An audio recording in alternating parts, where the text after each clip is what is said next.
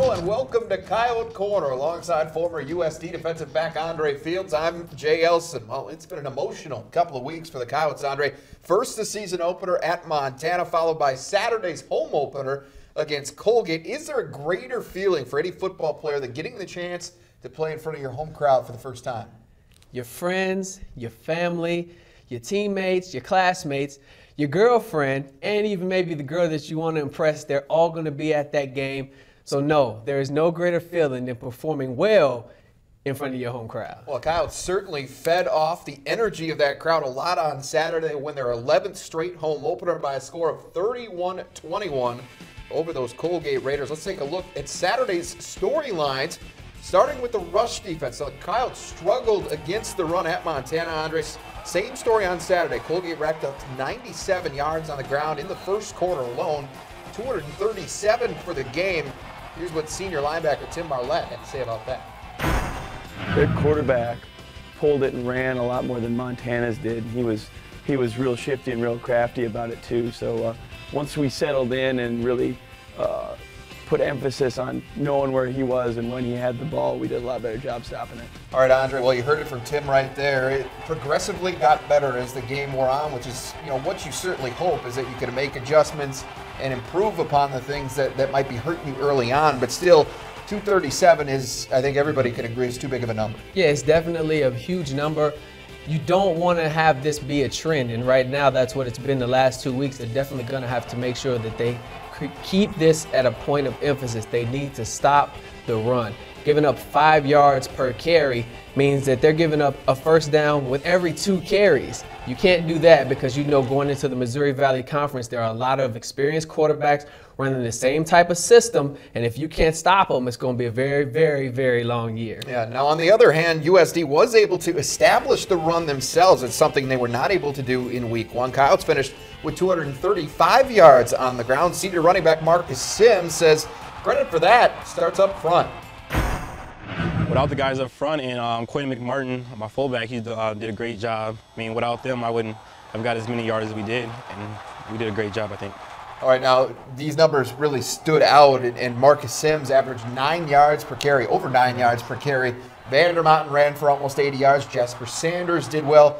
I mean, that offensive line, while young, we knew it was going to be a work in progress. Certainly improvement week 1 to week 2. And that's definitely it. That's a huge positive for the Coyotes going forward. You knew, as you said, going into the season, it was going to be a work in progress. After the first week, not being able to really establish any type of a run at Montana, you thought, well, where is this going to go? But for them to come out in the second game and really put the hammer down and really open up some huge holes, 9 yards per carry.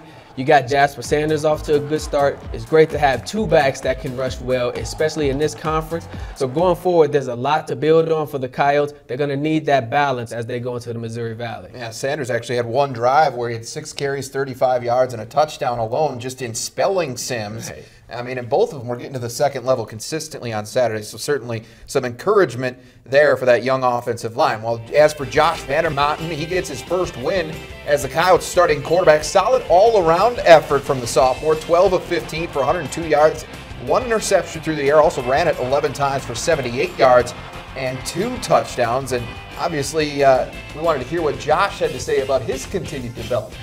I felt more comfortable this week, and just learning week to week, and that really helps. You learn from your mistakes and you learn from what you do good, and you take that into each week, and hopefully that'll help make me more comfortable.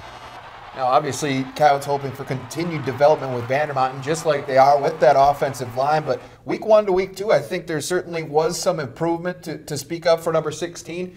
And I think as you look at it, I don't know if I love the term game manager, but that's what the Coyotes really need him to do in this sophomore season, and he certainly did that on Saturday. Yeah, and that's the exact term that I would use. He's managed both games pretty well, and that's all you can really ask for. One thing that we have to remember with Vandermountain, although he saw significant time in significant games last year, this is really only his second start as a starter for the Coyotes. You go to Montana, where you got to play in Washington Grizzly Stadium, and in my opinion, he did a very good job, as you said, managing the game. Didn't really put the ball in harm's way, had a bad interception there, but 1 pick in a game, 2 overall in the first 2 games, that's not bad at all. He's done a good job using his legs. I think he's going to continue to get better, and his confidence will grow. and the sky's the limit for them as we progress throughout the season. USD Vandermountain did have one costly turnover, which set up Colgate for its only score of the second half. Remember, they got the lead at Montana, and a couple of turnovers swung momentum in that one.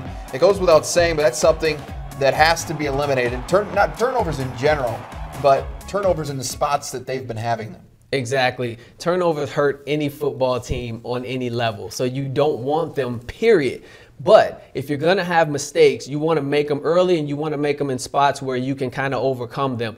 And twice now, this game and then also the Montana game, they've had costly turnovers at very costly times in the ball game. I think a lot of this will change as they get experience, as they get comfortable not only with their teammates but with the coaching staff and the game plan. They'll learn that in order to be a great team, you have to not make those mistakes. You need perfect execution at the critical points in each game. Well, the difference this time around for the Coyotes, they finished strong. They answered Colgate's score with a big touchdown in the fourth quarter, played solid defense down the stretch, and really put that game away. And I think the two big plays defensively for the Coyotes came on the last two series in the fourth quarter. You had a series where they could potentially go in and make this a ball game, bring it within 3, and you get a sack on fourth down to end the drive. You get the turnover on downs.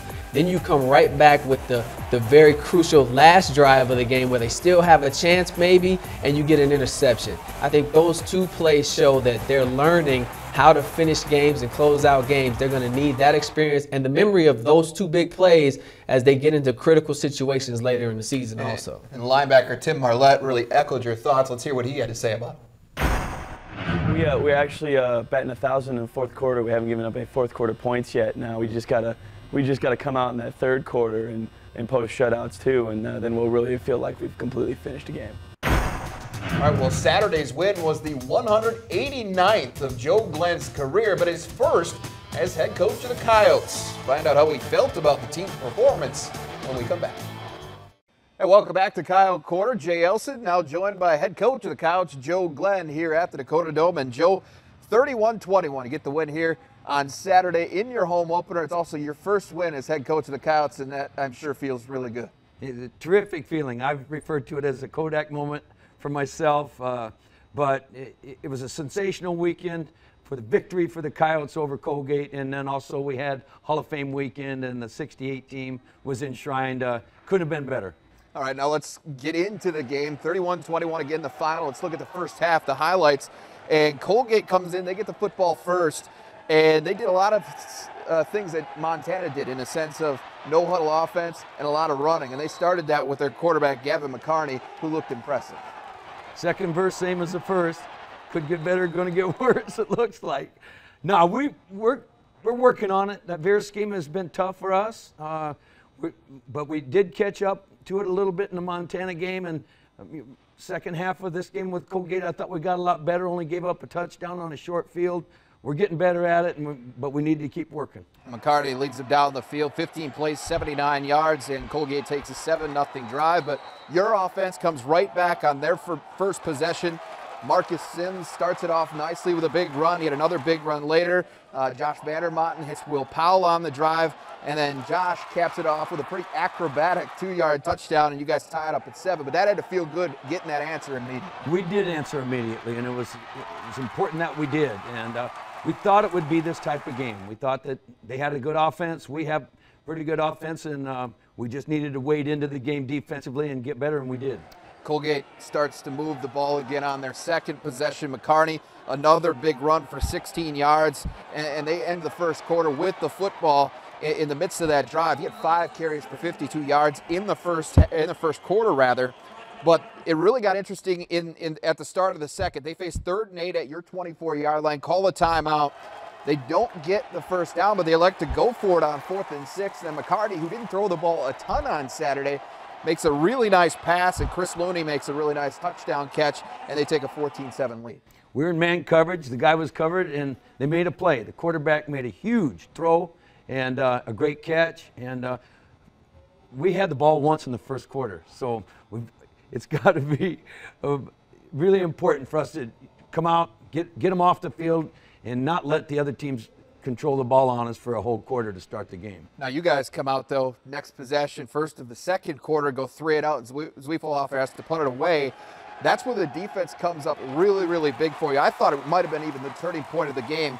On second down, Tim Marlette gets a sack. Tyler Starr follows that up. Back-to-back sacks. You force a punt. That was huge, I thought, as far as momentum. It really was huge, and I think it was really inspiring to our offense, and they came out and answered. And you guys get the ball back, of course, from there. And then the offense starts to get back into rhythm. Josh leads him down the field again. Another great run for him, which he did a lot of on Saturday as well. Found Terrence Terry a couple of times. Marcus Sims, a big run as well. And Vandermont gets in with an 18-yard touchdown, his second of the day. And you guys go 9 plays, 80 yards, and 5:02 to tie the game at 14 apiece. Well, we called a bootleg play, a naked play, where Josh comes out all by himself, and here comes a blitzer off the corner. Now, he dodges him, jukes, ducks, runs in for a touchdown. But those are things that he and Wesley Bashon, our offensive coordinator, practice.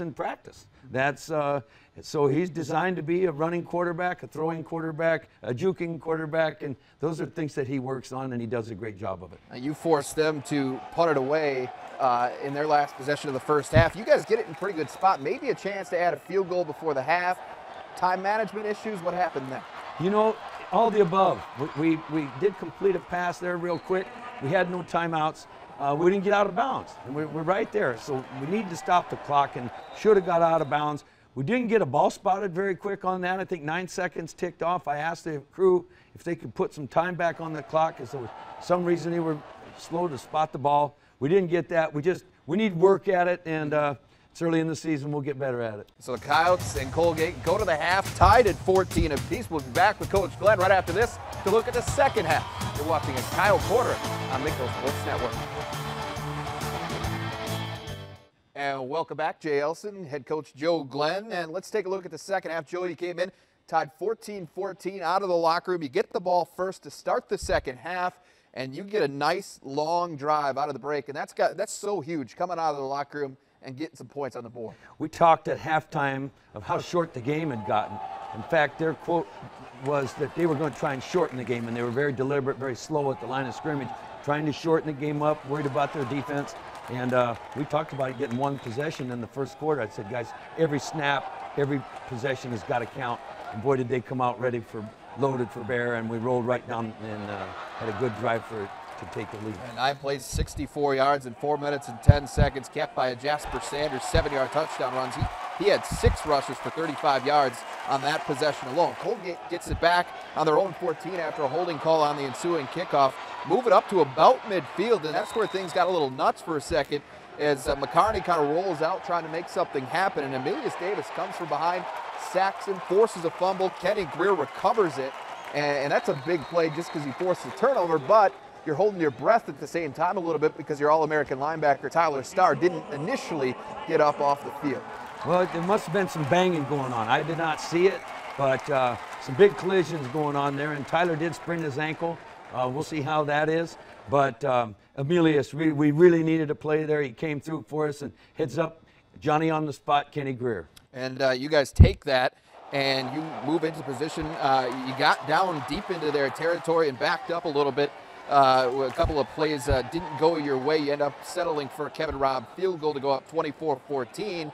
Then you force a 3-and-out on Colgate, and so you're really thinking things are starting to roll into your favor. But like the Montana game, big turnover in a big spot. Josh has his pass tipped off the hands of Quentin McMartin and intercepted by Colgate. They get a short field and take it in for 7 on another McCarney touchdown run. Yeah, it's one of those things. It's a tough throw, tough catch, and it was a little bit behind, but give them credit. The ball deflected, and they caught it, and they did the 35 yards they needed to. And so now the plot thickens again. You guys were not able to get any points on your next possession. You had to give it back to them at the start of the fourth quarter with a chance for them to take the lead back, but you get a big defensive stand, forcing a 3-and-out and getting the football back. We needed that, and our defense for the second week in a row has shut our opponent down in the fourth quarter and gave us again a chance to win this game, and we went in and got it done. Off that 3-and-out, huge drive again for the offense. Josh gets it started with a 24-yard run. Marcus Sims, a couple of nice runs as well during that drive. But I thought the biggest play was on 3rd and 4 at their 28-yard line. Josh finds McMartin, who redeems himself, picks up 23 yards, gets you first to goal at the 5. You know, not only did he do a good job on that play, but Quentin McMartin was the bell cow for us. He was at the point of attack almost everything we had done, blocking, and we ran ISO inside, power off tackle, and Q was at the bottom of it all, right at the point of attack blocking. He gets it down to the 5. Marcus Sims polishes off a nice day for him with a 5-yard touchdown. 31-21 at that point off an 8-play, 65-yard drive. And your defense finishes it from there. They recorded 5 total sacks on the day. You just have to be really, really happy with that. Well, that's sensational, and we're working hard at it. I think we're getting better every game. We're getting better as each game has gone on, and we'll just improve. We're really young on defense, but the thing I said to our kids on Sunday, you guys just keep playing as hard as you are and you'll get better. We're playing awfully hard and giving it all they got. Take a look at the final stats here, Joe, and they're pretty even as you would expect in a game that was fairly even. You guys outgained them 340 to 333. The rushing was about a push. The passing was about a push. You limited the penalties, and the time of possession was a lot more even than it was in week 1 at Montana. Well, we had to catch up from a slow start in this game as well. But yeah, 3 penalties on the Coyotes. We emphasized that after the Montana game and did a darn good job at it. And then we're taking advantage every time we've gotten the red zone, we're scoring. So that's been a plus for us as well. Quickly now, no game this week. You go into a bye week at 1-1, prepare for Northwestern on September 22nd. How do you feel about having a bye this early? It's what it is. I never was big on bye weeks, but everybody seems to have one. We have one right before Northwestern, and then we go into conference. We got things to work on at this point in the season, so it's a time for us to sharpen our tools a little bit, get in there, try and work that veer scheme down a little bit, and more of the same on offense. Just keep polishing and getting better. All right, well, thanks a lot, Joe. Getting your final score, 31-21. The Coyotes win it. And when we come back, we'll introduce you to this week's Coyote Corner Athlete of the Week. That's next.